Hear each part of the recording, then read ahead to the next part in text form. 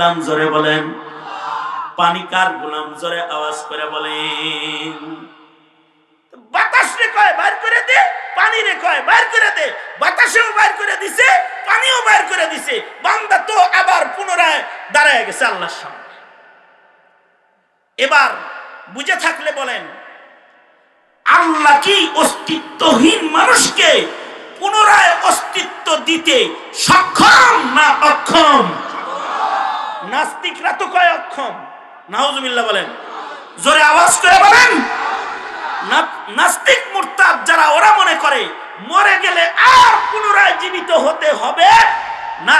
কিন্তু ইমানদারের ইমান হলো পুনরুত্থান আছে না নাই? জোরে আওয়াজ করে বলেন।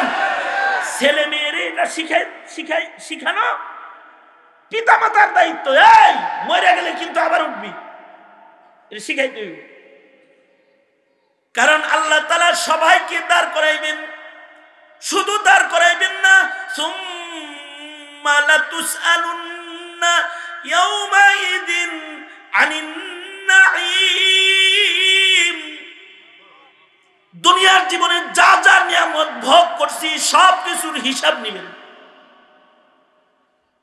এটা আল্লাহর জন্য সম্ভব না অসম্ভব? এই কথাগুলো জোরে করে আওয়াজ করে বললে আল্লাহ খুশি হয়। বলেন, আল্লাহর জন্য সম্ভব না অসম্ভব? নাস্তিকরা তো কয় অসম্ভব। এবার বলেন, যদি কেউ এমন নাস্তিকের দলে চলে যায়, তার ঈমান থাকে না চলে যায়? জোরে আওয়াজ করে বলেন, সে কি মুসলমান থাকে না বাদ হয়ে যায়? যদি কেউ মুসলিম থাকতে হয় তাহলে বিশ্বাস করতে হবে বাস বাদাল মাউত, মরার পরে আবার পুনর্জীবন আছে। করাইব কে? কারণ আল্লাহ তাআলা কোনো অক্ষম প্রেসিডেন্ট খোদা না, অক্ষম রাজা আল্লাহ না।